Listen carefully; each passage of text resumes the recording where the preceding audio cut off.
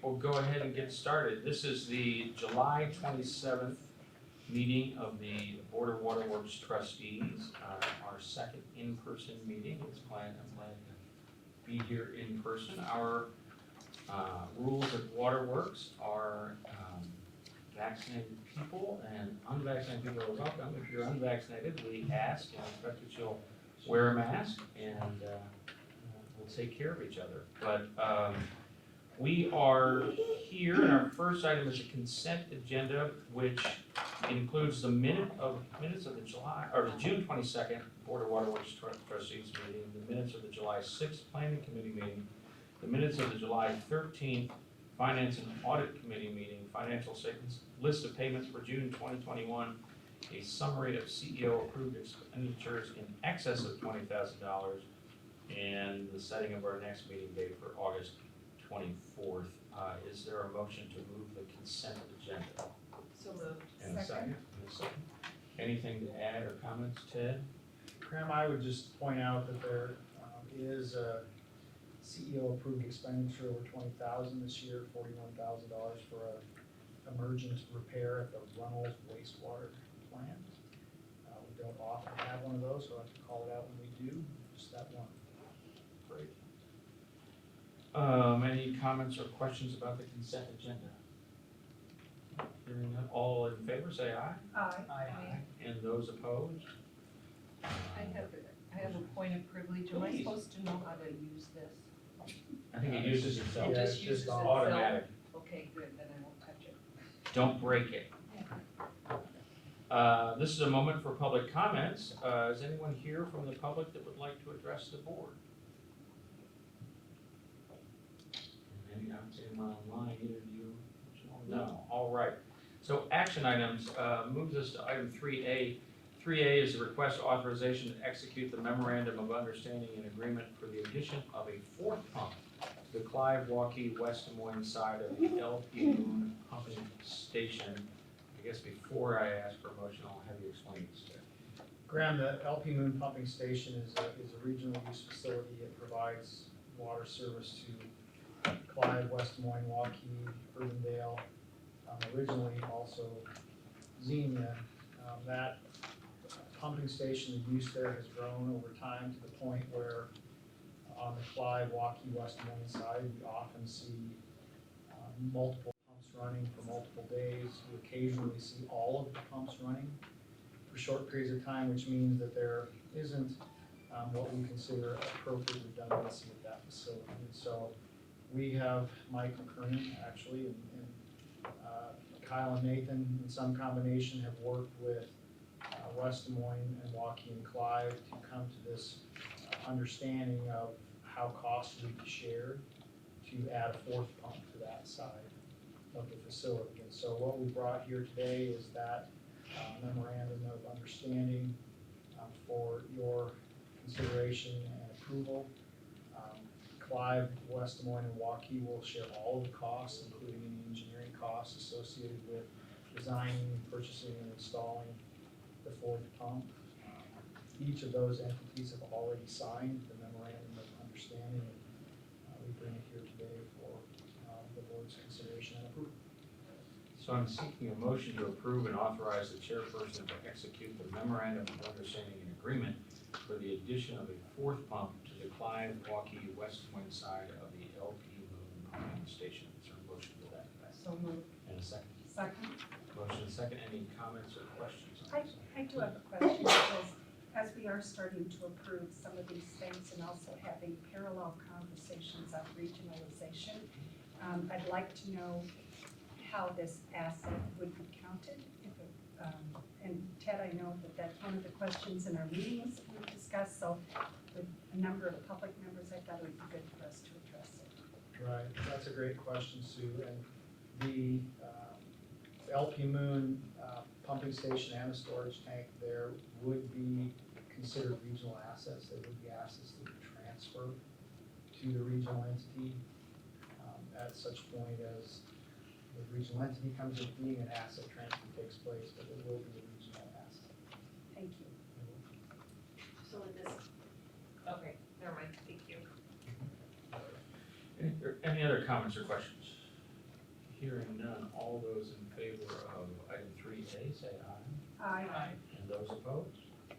That item passes. Moving us up on to item 3B. 3B is the request authorization to execute professional services agreement with HCR Engineering Incorporated for Saylorville Water Treatment Plant Capacity Expansion Preliminary Engineering Report. I will have you explain this one first.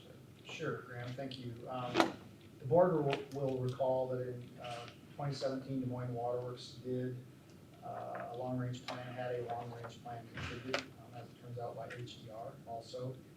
And in that long-range plan, it was projected that increases in population and water demand would necessitate expansion of source treatment and transmission capacity in the near term. In 2021, earlier this year, we had that long-range plan updated and indeed confirmed that there is a need to expand source treatment and transmission capacity, the water system, the water supply system in the near term. For that reason, earlier this year, Des Moines Waterworks issued a request for proposals from engineering firms, proposals from firms who would do what we would call a 10% design or a preliminary engineering report on two options for expansion of treatment capacity. Option number one would be a 10 MGD expansion of the Saylorville treatment plant. Option number two would be a 25 MGD expansion of the Saylorville plant or near the Saylorville plant. So two paths, two options for us to consider as we move forward and make a determination about how we want to expand capacity. The team received three proposals. They're outlined there in the memo. The team has selected HDR and Black and Beach. They're partnering in this initiative and in their proposal initiative. We have selected, the team has selected HDR Black and Beach as the most appropriate team to move that preliminary engineering study and report forward. And we would recommend that the board authorize staff to enter into a professional services agreement with HDR and Black and Beach for completion of that report. Excellent. So I'm seeking a motion to authorize staff to execute a professional services agreement excuse me, with HDR Engineering Incorporated in the amount of $227,000 for Saylorville Water Treatment Plant Capacity Expansion Preliminary Engineering Report. Is there a motion to that effect? So moved. And a second. Second. Any comments or questions on this item? I'd just like to say, well, I'll defer this to when we get to the regionalization question. I mean, obviously, this is an item that's impacted by our looking forward to regionalization, kind of keying off of Sue's comment a moment ago.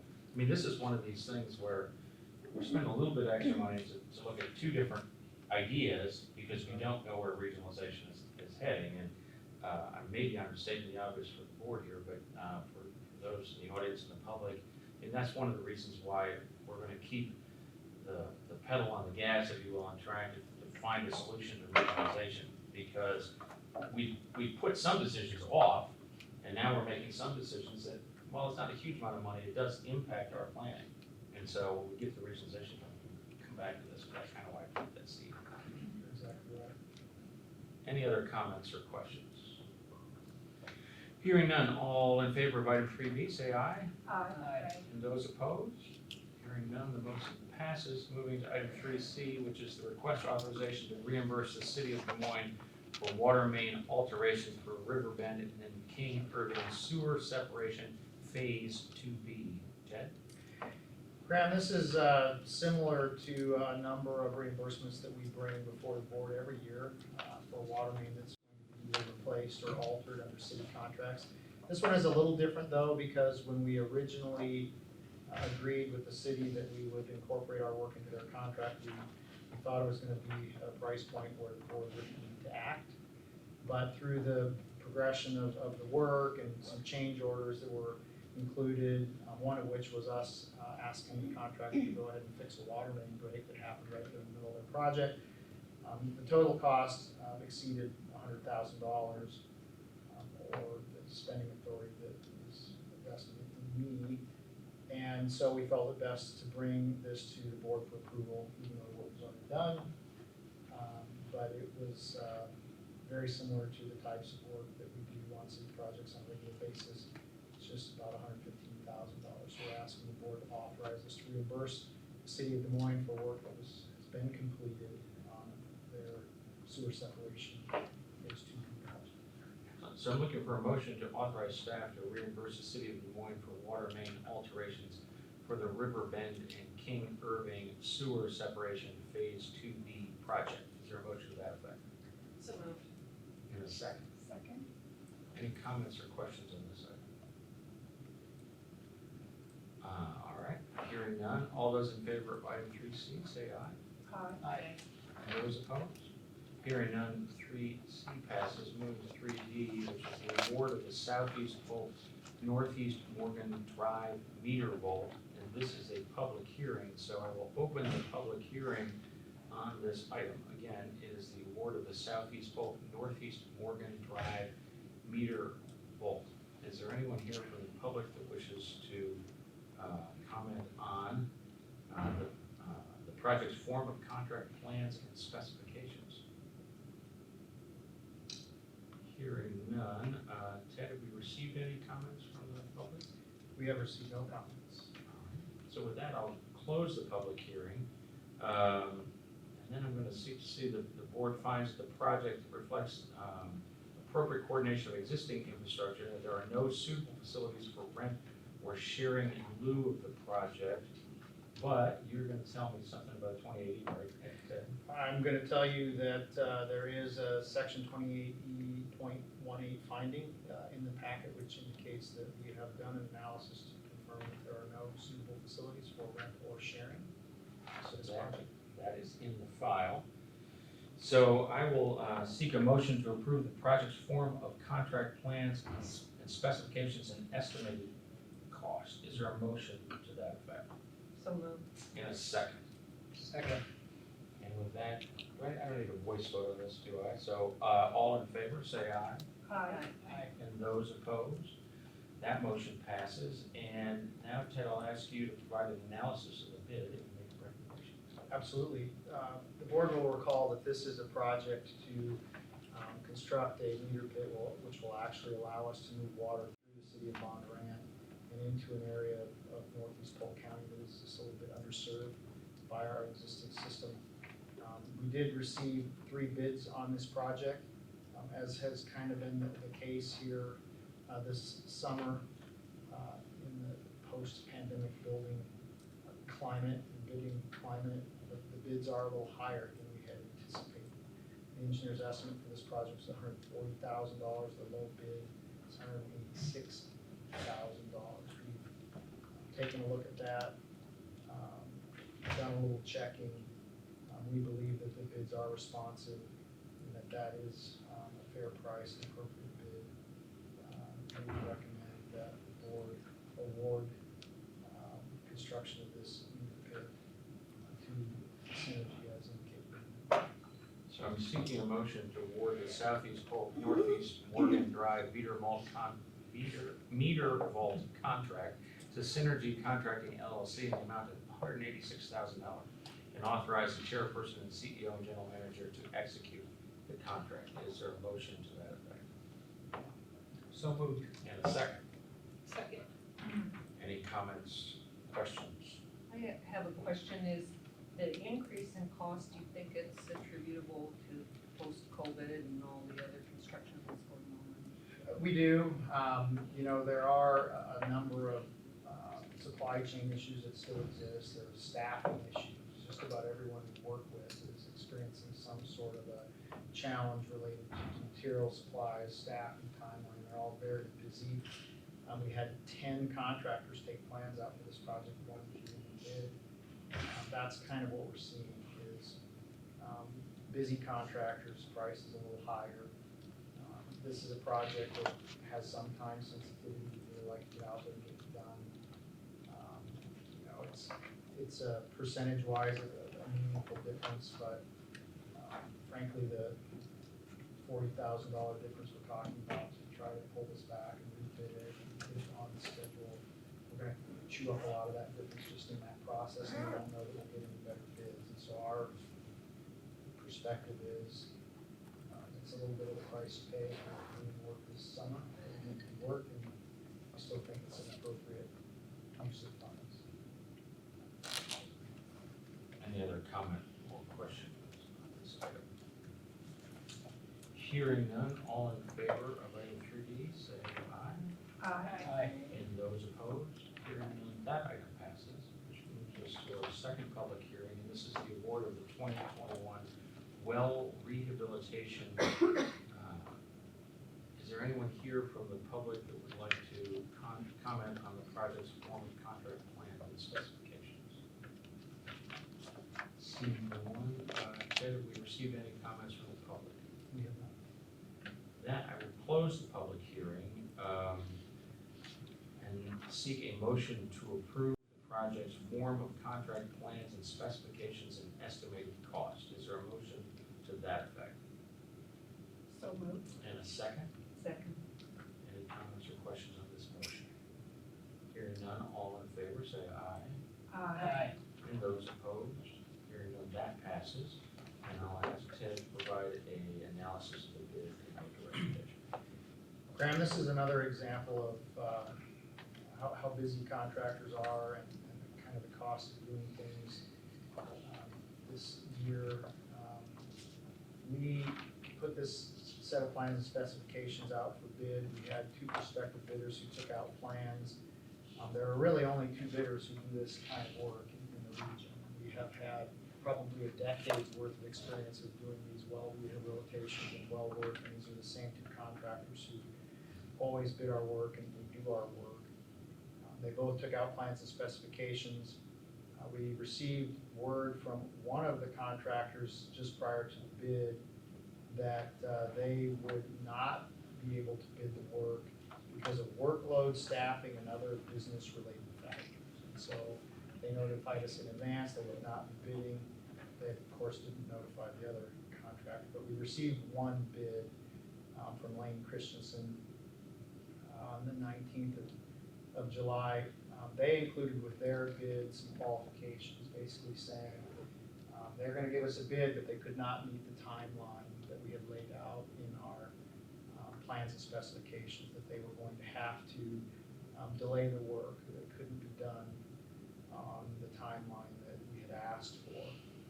They also bid higher than the estimate, quite a little bit higher than the estimate. This is a $1 million plus project.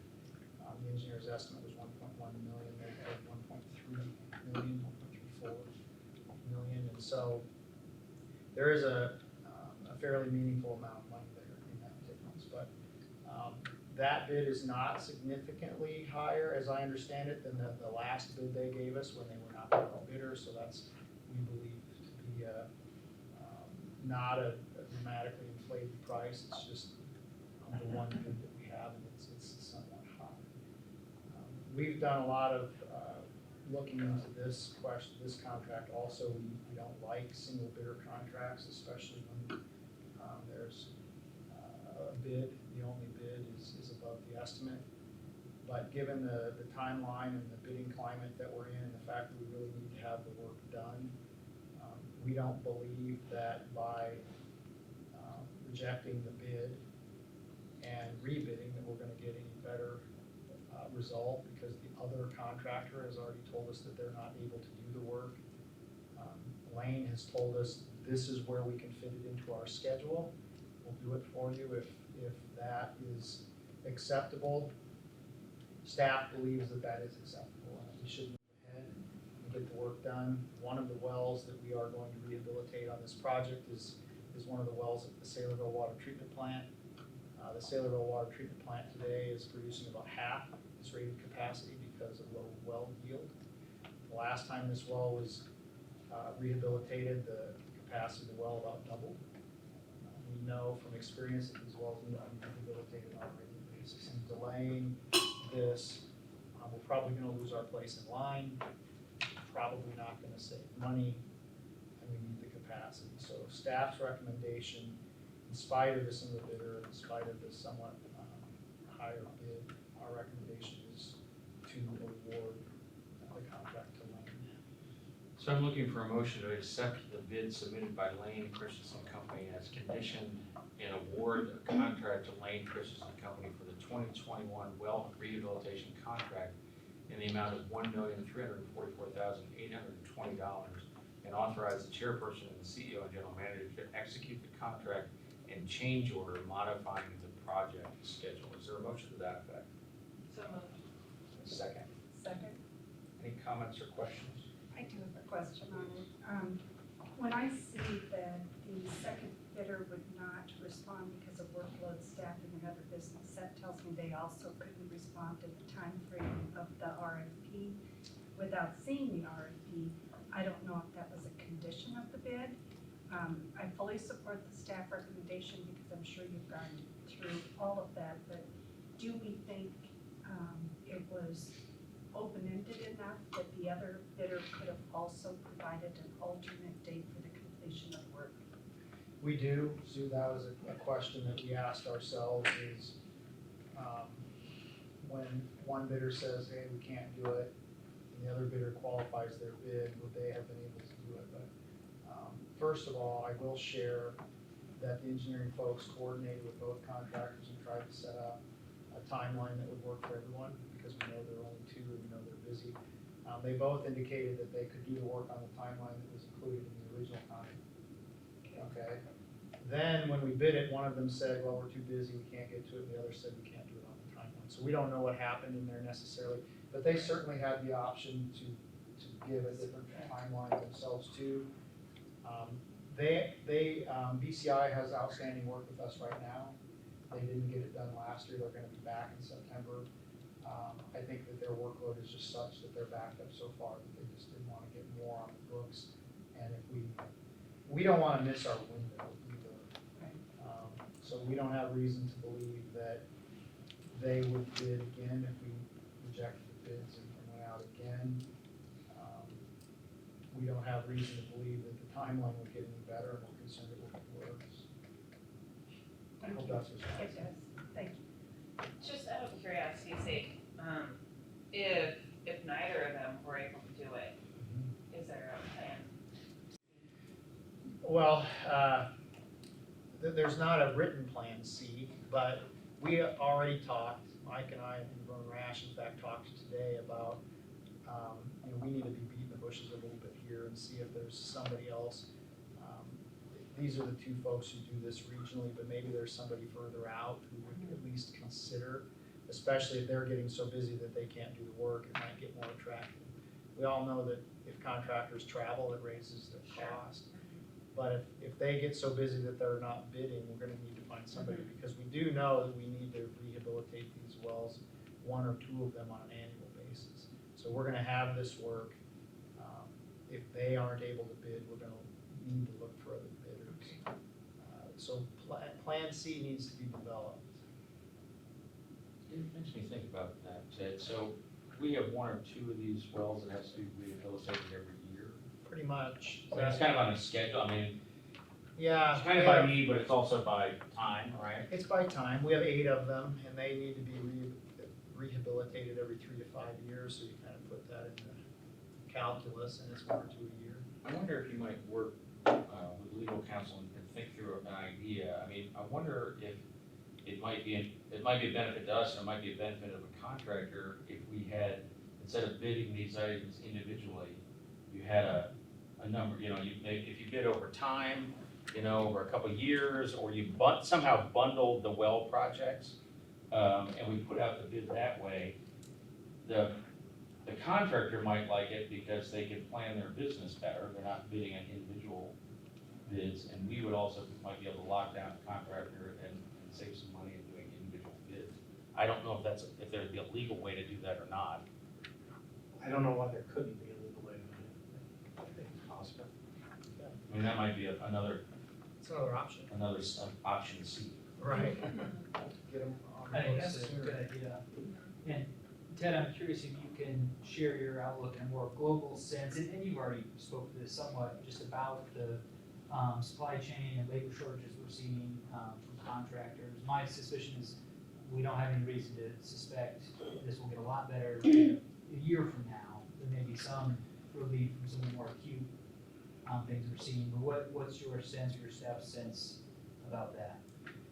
Very generally speaking, we are seeing the material costs and the delays easing a little bit, but we're also seeing the potential for millions and millions of dollars worth of investment in infrastructure in the next year, 2, 3, and that's only going to make it more challenging from a contractor and staffing perspective.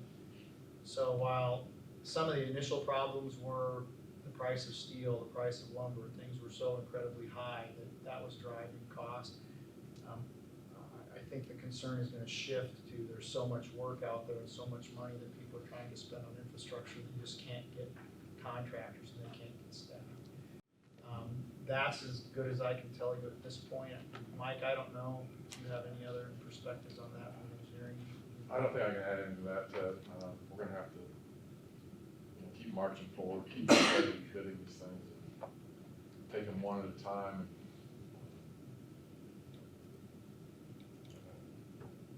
That's all we can do right now. We'll be optimistic, certainly. Maybe there's some creative things we can do to try and gain a small advantage, but we might be looking at some higher costs here for a little while. So these two contractors who do this, is all of their work with waterworks around the region?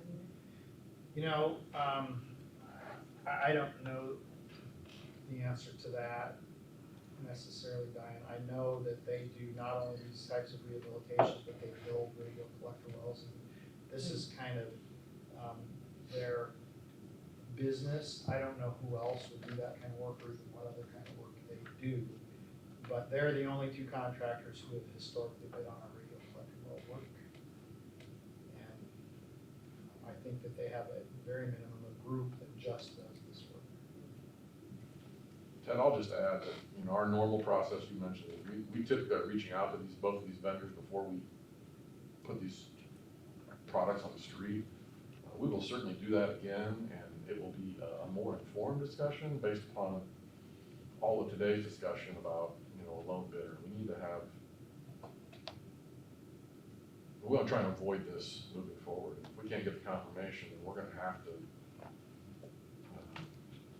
find someone else who can provide some level of competition.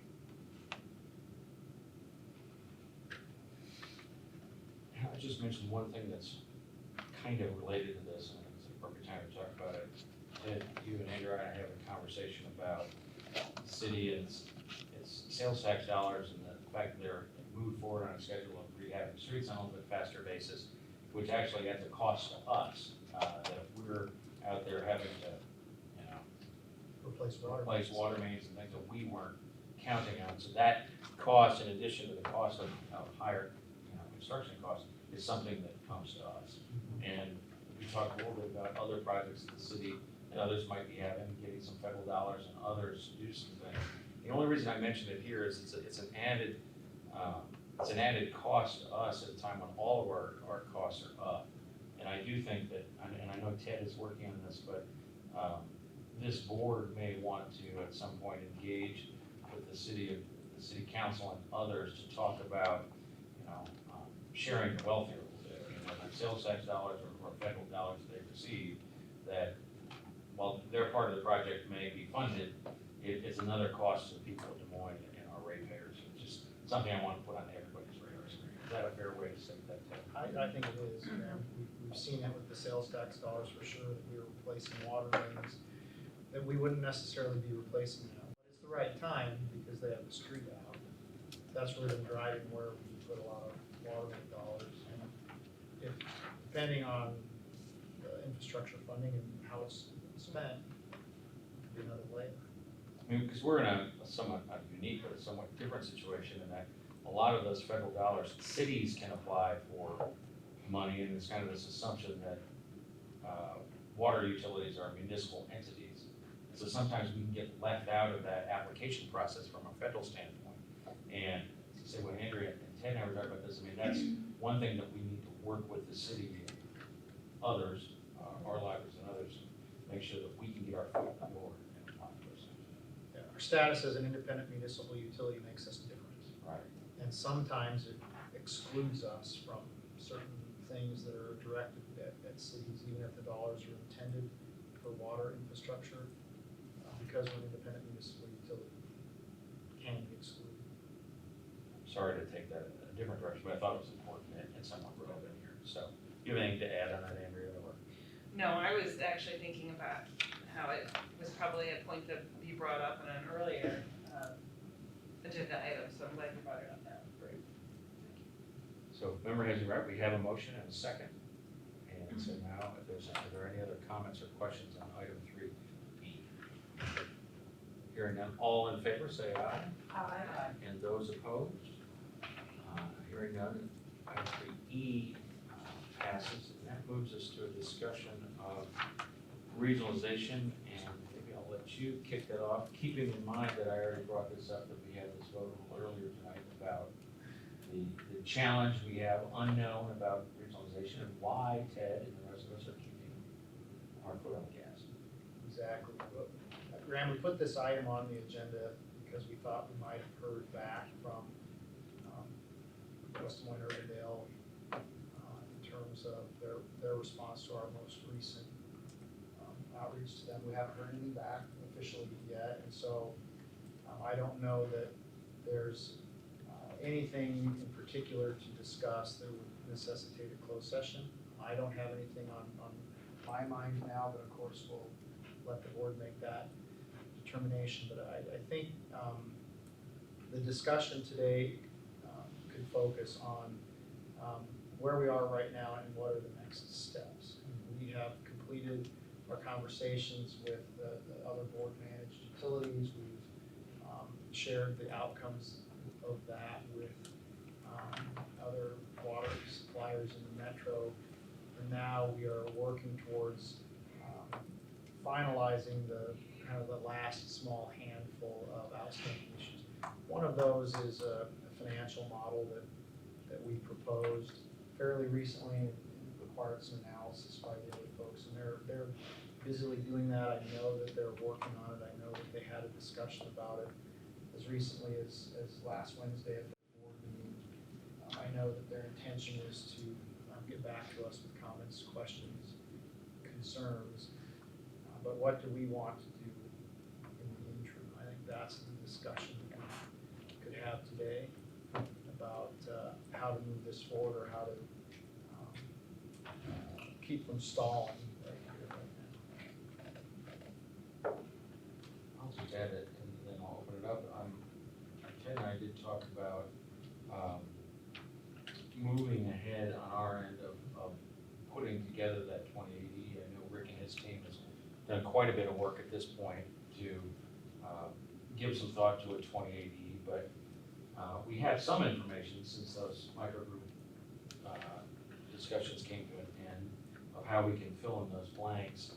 And what Ted and I discussed was moving ahead with that 2080 so that here in the next, maybe even at the August meeting, we could talk specifics about that 2080, or at least, not specifics, but more give a report back from Ted, or from Rick and his team about where we are And that would allow you then to continue having some discussions.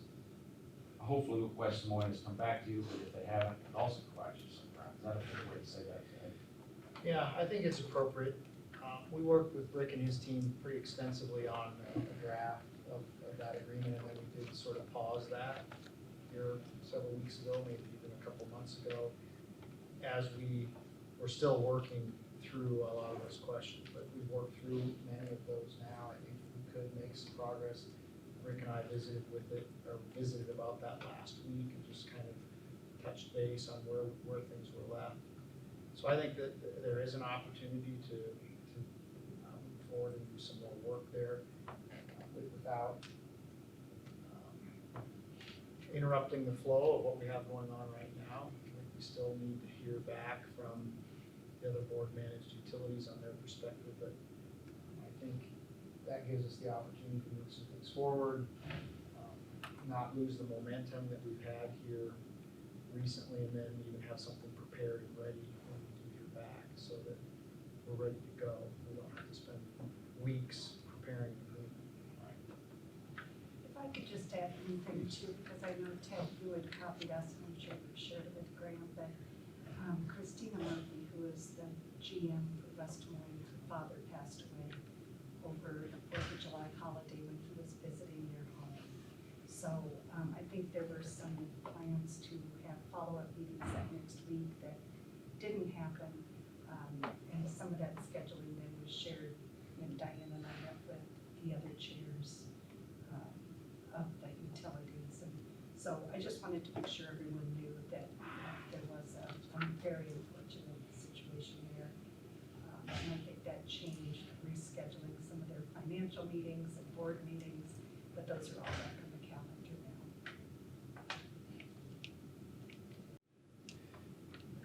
It seems to me at one point, this has taken many forms, right? We discussed this process, but at one point, we thought that we would have, the framework of a proposal, and we would hopefully get some sort of agreement from others, and then we would lock a bunch of attorneys in a room, and they would knock, well, maybe we should lock a bunch of attorneys in a room, and they would knock out a 28E.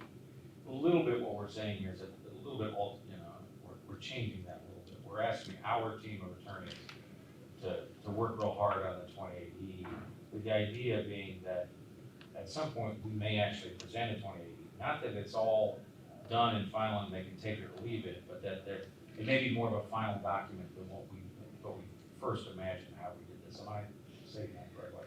I think so, Graham. I do think that the ideal path was we agree on the framework, we share that framework around with folks and make sure that there was general consensus and understanding it's a very high-level framework with a lot of detail that needs to be added. And then we would go to the agreement crafting phase more jointly or collectively. The feedback that I'm getting right now is that at least the other board managed utilities are not prepared to participate in that process of drafting. They're not ready to do that yet. They want to complete their financial analysis, try to come to a conclusion on the handful of remaining questions, do some comparison of that outcome to other options that they still have, and make a decision, and then work on the agreement. I think we can save everyone a lot of time if we have a solid starting point that we've thought through and hammered out. And there's just a lot of detail there. Rick and his team have done a nice job of setting this up with kind of legal boilerplate, if you will. The majority of the document is boilerplate, and then it refers to schedules. C schedule, A through Z, for the actual details that are more water utility specific or water industry specific. A lot of that is frankly going to fall to the waterworks team to populate that detail, obviously with Rick's help, John's help.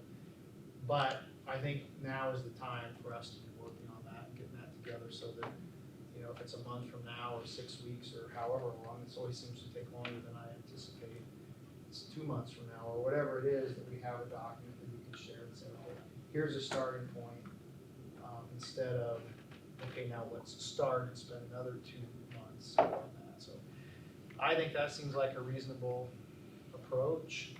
And I don't know that we need to take any formal action on that, but we've got a good start on it. If that's the pleasure of the board, I think we can move forward with that and have that ready in another 4 to 6 weeks or whatever. So that's your kind of intent unless you hear some sort of objection. I think that's the way to put it.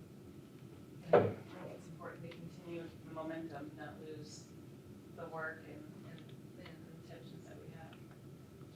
Sounds good. Joel, you find that? I agree, I think, work on the 2080 is advisable, let's not let lack of detail or formalization on our part be a reason for anyone to drag their feet. Sue, Diane, any of that? Sounds good. I mean, it's important, I mean, as we all know, and as I pointed out earlier, I mean, there's so many decisions that are out there that we have to start making. And so it's important for us to keep driving this thing forward. So I'm pleased to hear how you intend to move forward. Anything else on regionalization before we move to information items? I just do want to note, there's a gentleman in the audience that has been watching regionalization very closely. Going back a couple of years ago, attending the meetings in Urbandale when we would meet, so I know we didn't call for public comment on this particular agenda item, but I didn't know if you had anything you wanted to share with the board, or you're just here for interest. Well, I done a lot of the mains around towns, and I'm retired now, but it's quite a process. I haven't kept up with all that's going on, but I know a lot of towns and stuff are talking all about water. Okay, thank you. He was 16 when we started talking. Well, and thanks for that comment. I think that now is a good time for us to finish up these discussions about regionalization, because there's been so much in the press about water and what's going on in the rivers. Raising rates. That's exactly right. So I think people will have been paying more attention than they have been before, and would understand a lot of these discussions. Thanks for staying with us. Yeah. All right, with that being said, we'll move on to board committee reports, and we'll start with the planning committee. Planning committee had three. We're learning all about geese. Yes. Goose management, which I think we have a pretty good plan outlined, exploring the use of buffer strips along our shorelines to help decrease the desire. But and Ted or anyone else can talk more about that if they will, but I think what is key to looking at these different management approaches for geese management, and again, I won't get into the details, it's in your packet, but this has a double benefit of also addressing some water quality education and conversations of using buffer strips along our shorelines to decrease the attractiveness of geese using this area for nesting and so forth. Yeah, it's, I think, fascinating that geese were reintroduced and are a huge conservation success story, but now the airport is very concerned about how many geese we have because we're so close to the airport. And so airport concerns is what initiated the goose management process with Moines Waterworks. And we've been through a lot of phases of that, but this one's really interesting in that they're gonna plant grass between the water and the open areas to deter. It makes our property less attractive to geese instead of having to chase them out or steal their eggs or whatever other techniques there might be. So fascinating. I have a dog who likes to chase him, but he's not willing to do it full time. We would need a full time. Well, we did deer one month, and then we did geese, Yeah. so everybody's gonna wanna be on plan. That reminds me, when do we come back for a deer decision about? You know, that's a great question. We're gonna have to do that probably in the next month because the season would start in September if we're gonna do it. So I'll check with Jessica to see it is our plan to make a recommendation, a staff recommendation of what we think should be done. And this buffer, the buffer strip on our shoreline, that's a official board decision that needs to be made as well?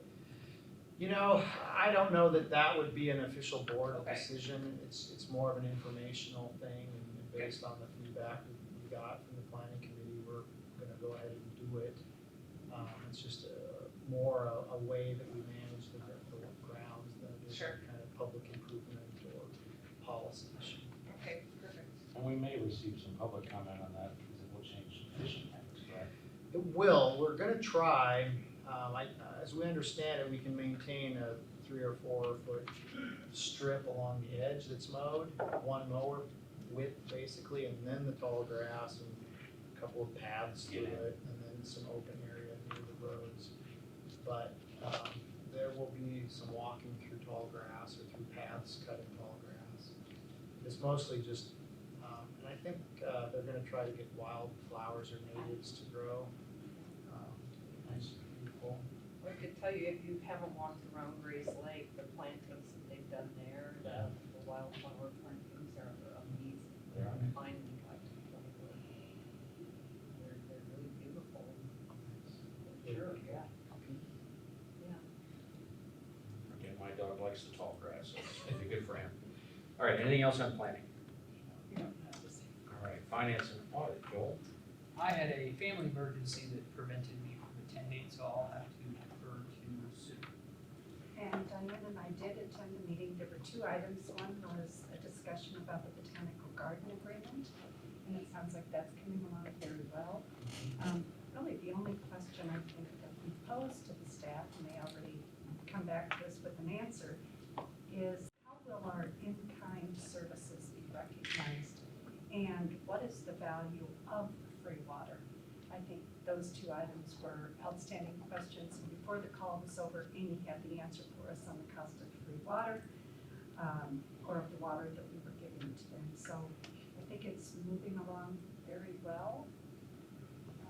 And I know Ted has already had a conversation with them regarding donor recognition and how we would be recognized for our support going way back to 2004. Am I missing anything there, Ted or Diane, that you want to point out? Nothing for me, that covers nicely. And then the other thing was, Amy Kaler walked us through the RFP. I think we were believing that next day the bids would be opened. Diane and I asked for that to be deferred until we checked with our chair, since Joel was not actually at the meeting. So we asked for that to be held off until just, chair and vice chair could be made aware that we were ready to have those bids opened. I mean, once they're opened, we're out to the races. So, but since then, we have now received a spreadsheet and a proposed schedule, a timeline from Amy, talking about an internal meeting of the committee to review the bids in August with interviews starting in October. I think you know that our plan on this was to finish all of this up by the end of the year. So we just kind of moved the ball down the goal post there for you, Joel, and didn't make any major decisions at all, and our condolences to your family. We also looked at the framework for bid analysis and had some discussion with them. And that was it. All right, and I don't believe we had a customer relations meeting. That's correct. The Bill Stowe Memorial Committee, I don't really have anything to report. Following Diane's question last time, I think there'll be probably a number of informational items that come back to this board in the next meeting or 2.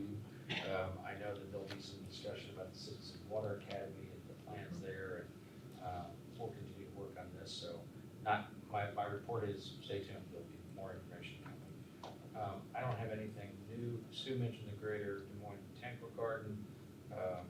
Hopefully that agreement will come to us in August. Not much other report from there. What about the Des Moines Waterworks Park Foundation Board, Joel or Andrea? Sure, so, Park Foundation, again, did a good job of including a lot of information in your packets, but I think the few things that I would point to is the Des Moines Southwest Infrastructure and Planning Study. And this is the one that's looking at the George Flag Parkway, the flooding and reroute of that. That study is coming to a close soon, which will include recommendations of changes that may be made to George Flag Parkway. So we're looking for how that comes out.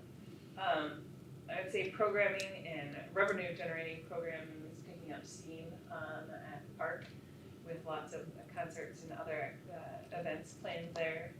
And kind of going off a little bit to the Bill Stowe Memorial, the Park Foundation is organizing a design day to look at additional enhancements and educational opportunities that can be made to talk about water quality and create a water quality educational experience.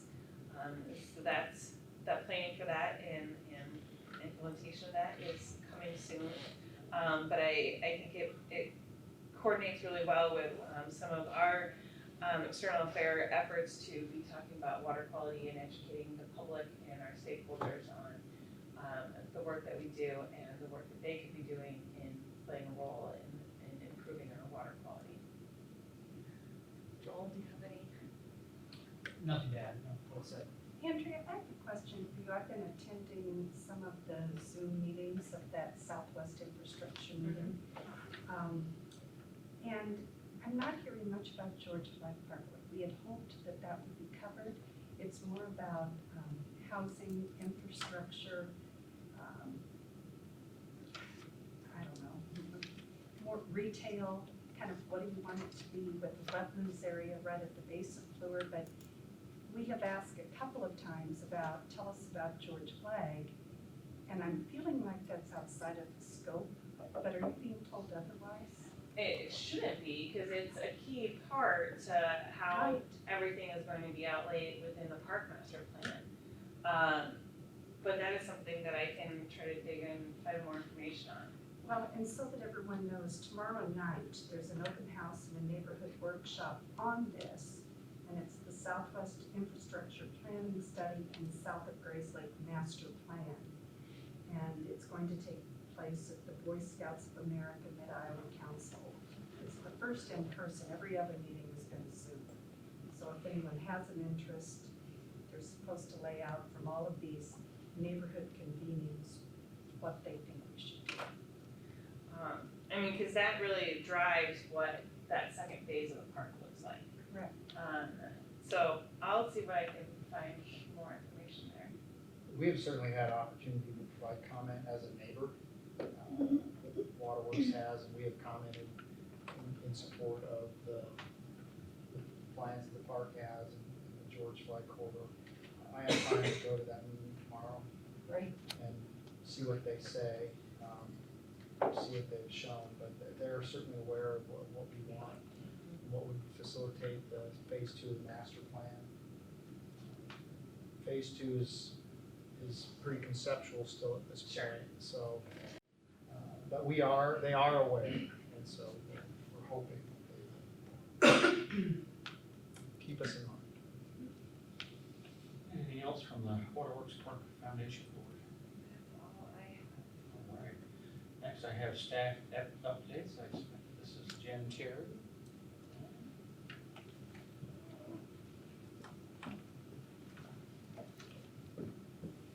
Take the podium, please.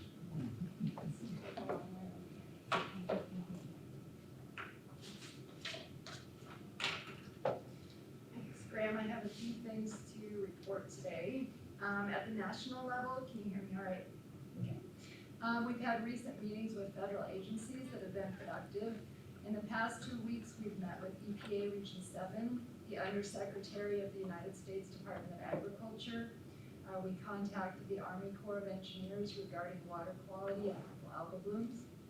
Jonathan Gano with the City of Des Moines introduced us to the contact for the Corps' Sustainable Rivers Initiative, which can have impacts at Saylorville. I think we're meeting with them in the next week or two. Senator Grassley and Congresswoman Axne met with us regarding PFAS, infrastructure funding, and harmful algal blooms. And we brought their attention to Senator Rubio's bill that was introduced in Florida, a bipartisan bill establishing an interagency task force on harmful algal blooms, and hopes that perhaps Iowa could have something similar. Our lobby team, Advocacy Strategies, told us that they see value in leveraging the contacts of a government relations firm in DC. And so we've been developing a lot of federal issues that we think that we could have a stronger voice on. So Advocacy Strategies introduced us to a DC government relations firm who's interested in possibly representing us. So they're based in Iowa. They're the founders in Iowa native, but they live in DC. And they have experience working on infrastructure for municipalities with the EPA and with the Corps of Engineers. And so I believe they're going to put together a proposal for us. So Advocacy Strategies would continue to be our government relations firm here in Iowa, and these folks would take our story to DC with their connections. The second thing is what we're calling our Water Quality Education Work Group met last week. Our partners in that effort are the Science Center, the Botanical Garden, the Stowe Foundation, Iowa Rivers Revival, and the Park Foundation, and Andrea is our board representative on that. So we met at Botanical Garden, and we're talking about who is our target audience and how we can engage with them using the unique aspects of each of our organizations. As an example, if we wanted to target young families, maybe we would do a water quality bike loop. And so you could start at the Botanical Garden and head over to the Science Center and loop through the park and have programs and events at each spot. So that's kind of fun, and the group seems to be very excited, so we're going to continue meeting. The third thing is the Nutrient Collaborative for Public Water Systems met last week. Our partners in that effort are the Department of Natural Resources, the Iowa Rural Water Association, the City of Cedar Rapids, the City of Lakeview, which is in the Raccoon River watershed, the Iowa Association of Water Agencies, and Rathbun Water. And as of 2 weeks ago, Region 7 EPA was kind enough, they volunteered to offer one of their source water protection experts to join our group. And he works with groups like ours across the nation, so he'll be able to bring resources and assistance to our efforts. So we launched it a few months ago, and enthusiasm is high. Our objectives are to create a community of public water systems who treat for nitrate. There are approximately 50 of those around the state. We want to offer opportunities for educational credits and networking, also to promote source water protection. And then a fun piece is to empower utilities across the state to communicate effectively with landowners, elected officials, and the public. So one of the things we might undertake is to do a survey about communication strategies that resonate with rural audiences. So there's a small group, but we've been meeting about monthly. So that's kind of exciting. We're going to be presenting, I'll be presenting at the Iowa Association of Water Agencies meeting in September, along with Mary Beth Stevenson from the City of Cedar Rapids.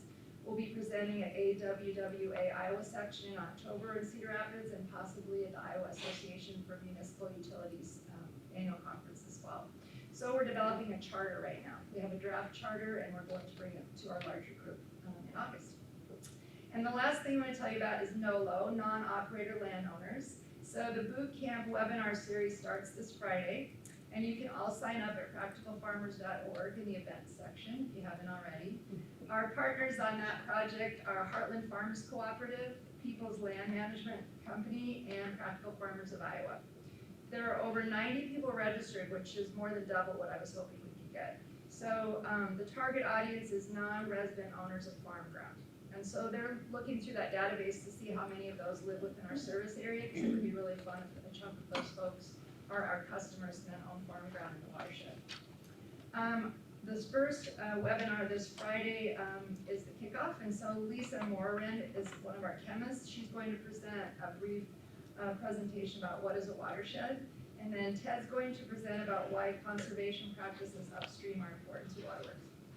And registration is free, and the webinars take place on 4 consecutive Fridays over the noon hour. All are welcome. There's no charge. Jim, before you step away, on Friday, partly due to your work, I have been asked to participate in the Sierra Club of Iowa's Lunch and Learn program. They do it at the noon hour. And when I was talking to them, they called and asked. I was expounding on some of the things you're doing, and there's an interest in that group, and there probably is among others too, we can talk about this afterwards, but they would be interested in participating in that education group that you talked about with the town garden and the science center and the Stowe Memorial, what have you. And that might be an interesting dynamic for you to consider about how a group like that might contribute to participate in that group. They are also interested, as I know our others due to your work, in helping advocate and stand with us on a lot of these issues. So I'll tell you how that goes on Friday. But I was encouraged in their interest in doing some of these other things, the educational piece in particular. That could be an interesting addition to that group. Yeah, that sounds great. I'd like to hear more about it. You've heard there's really an odd mix, uncommon mix of partners. Right. But something great to come out of that. I mean, I think, as you develop curriculum and all kinds of educational materials, that could be a real resource. With your NOLO group, are you collecting any sort of demographic information from those that are participating? It'd just be interesting to see where they all are located, what their backgrounds are, what they're doing, if they own any land and wherever they actually live, and what they're doing with that, and I don't know, some other useful information. Yeah, the answer is maybe. Practical farmers have taken this and run with the registration piece of it, so they Okay. set up the registration page. We've all been promoting it in our different Sure. social media stuff, so I know they have a database, I'm not sure what it all entails. Our target audience was, I think, 100 acres and more. Okay. There's a lot going on, and I think it's neat to see, we decided to focus closer to home, so our own customers and people who live and work in Central Iowa, and people who have common interests like the Nutrient Collaborative, landowners, so it's gaining some momentum, and we're having fun with it, if nothing else, but we are expecting some grassroots enthusiasm from all those initiatives, so thanks, Jen. Ted, that moves to you, CEO and General Manager's comments. Three quick things from me, Graham. One, I would direct your attention to the OSHA reportable injuries tally on the front of the agenda. If you notice, we're at 2 at the end of July. I think that's fantastic information. One of those is a hearing loss from a retiree, which we never like to have any kind of hearing loss or injury, but that is someone who worked here for years and has since retired and experienced a hearing loss. But those are amazing numbers. We're used to seeing numbers in the double digits. The average for a utility our size would be 12 in a year's time, 12 recordable injuries. So we're really excited about 2, and I think that's a testament to the work that's being done by Central Safety Committee and staff and the union leadership. I see Bill left, but still give him a shout out there.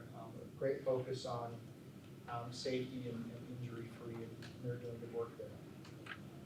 Number 2, I would share a quick update on the strategic plan. We have completed what I would call the data gathering phase, and we have our consultant has gathered an amazing amount of data. We did employee surveys.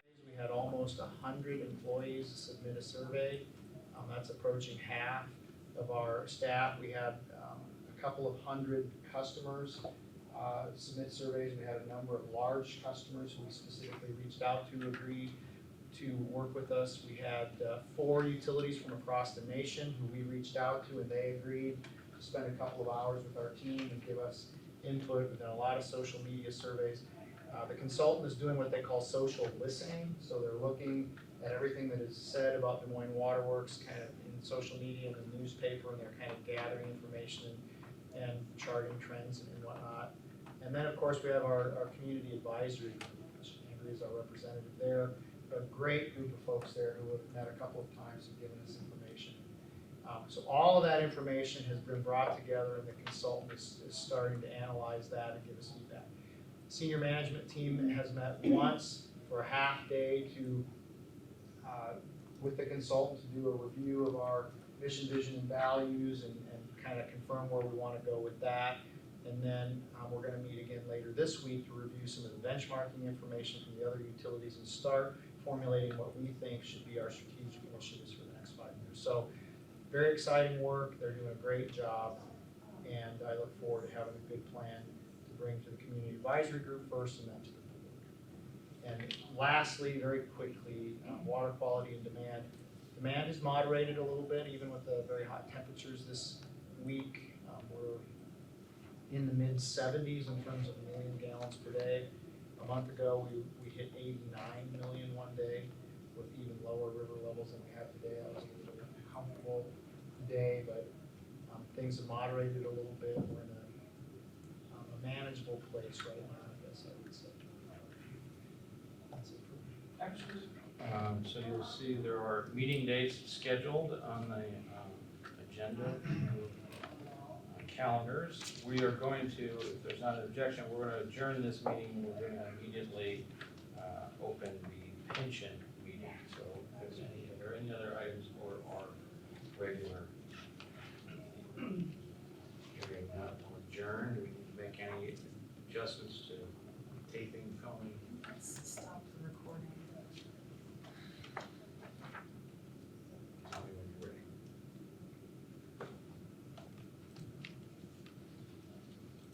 Recording stopped.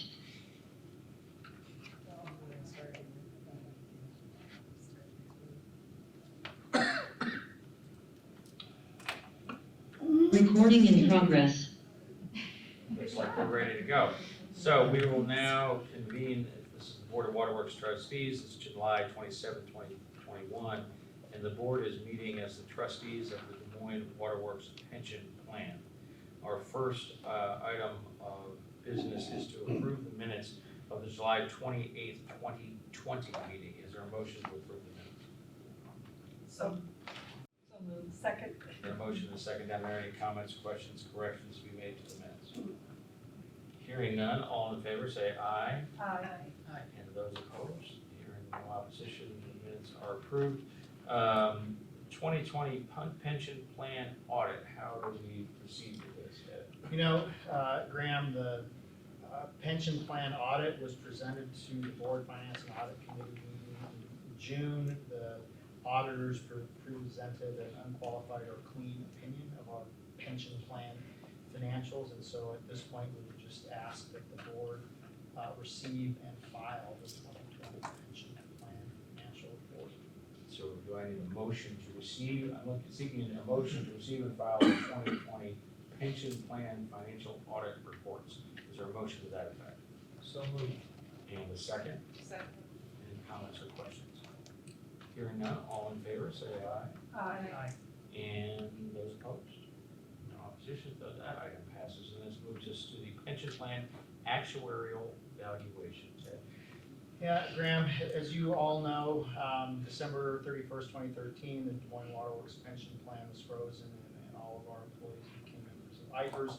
But the pension plan continues to be in existence and will for some time as there are pension payments due to current and former employees who were vested in that pension plan. So each year, Principal Financial Group as the curator of our pension plan goes through the process of doing an actuarial determined contribution, which basically is a calculation to determine what level of funding is necessary to maintain the pension plan and financial responsibilities of the plan. This year's actuarial determined to calculate or contribution is listed in the packet there, 1.483 million and change. And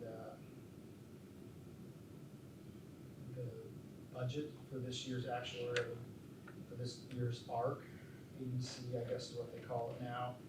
We budgeted 1.6 million, so 1.48 is comfortably within the budget. And we would ask that the board receive and file the pension plan actuarial evaluation. So I'm seeking a motion for the board to receive and file the pension plan actuarial valuation. Is there a motion to that effect? So moved. So moved in a second. Second. Motion second. Any comments or questions on this item? Hearing none, all in favor say aye. Aye. And those opposed? Hearing none, the motion passes. That moves us to a public comment period. It's an opportunity for anyone who would like to speak on the matter of the Moines Waterworks pension plan. Is there anyone here that would like to speak on this topic? No one's online, so I think with that, I will seek a motion to adjourn. So moved. In a second? Second. All in favor? Aye. Aye. Opposed? Adjourned. Thank you, everybody. Thank you. Stay cool if possible.